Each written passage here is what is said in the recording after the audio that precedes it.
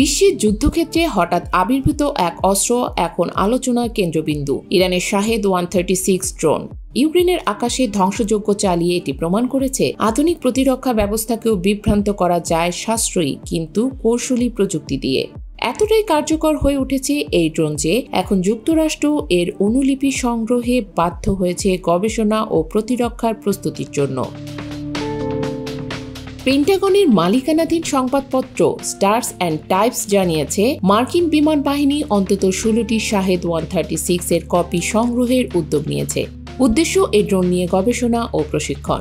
ভবিষ্যতে আরও 20টি কপি সংগ্রহের পরিকল্পনাও রাখা হয়েছে।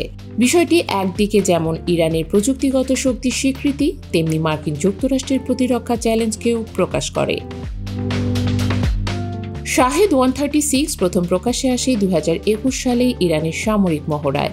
দেখতে ডেল্টা উইং আকৃতির এই ড্রোনটি পুষার চালিত সিস্টেমে চলে এবং 50 কিলোগ্রাম ওয়্যারহেড বহন করতে সক্ষম।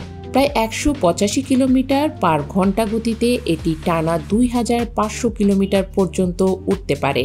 ধীর গতিতে নিচু উচ্চতায় ওড়ার কারণে রাডারে শনাক্ত করা কঠিন। এটি এর সবচেয়ে বড় সুবিধা। রাশিয়া ইউক্রেন যুদ্ধে এই শাহেদ 136 প্রমাণ করেছে সাশ্রয়ী মূল্য আর ঝাঁক কৌশলের মাধ্যমে আধুনিক প্রতিরক্ষাও অকার্যকর হয়ে যেতে পারে। ব্যালিস্টিক ক্ষেপণাস্ত্রের পাশাপাশি রাশিয়া যখন এ ড্রোন ব্যবহার করেছে তখন ইউক্রেনীয় প্রতিরক্ষা বারবার ভেঙে পড়েছে। শুধু যুদ্ধক্ষেত্র নয়, রপ্তানির ক্ষেত্রেও শাহেদ ড্রোন ইরানকে শক্তিশালী অবস্থানে দাঁড় করিয়েছে।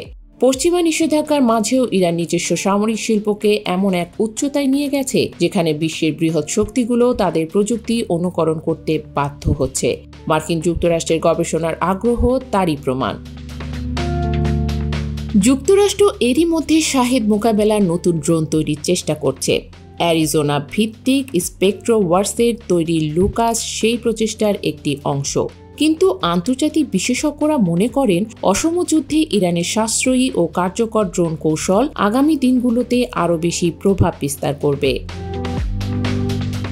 ইরানের শাহেদ 136 আজ শুধু একটি আত্মঘাতী ড্রোন নয়, এটি এমন এক প্রতীক যা দেখিয়ে দিয়েছে সামরিক শক্তি কেবল অর্থ ও প্রযুক্তি নির্ভর নয়, কৌশল, উদ্ভাবন আর সাহস দিয়েই বৈশ্বিক শক্তির পাল্টা ভারসাম্য তৈরি করা যায়।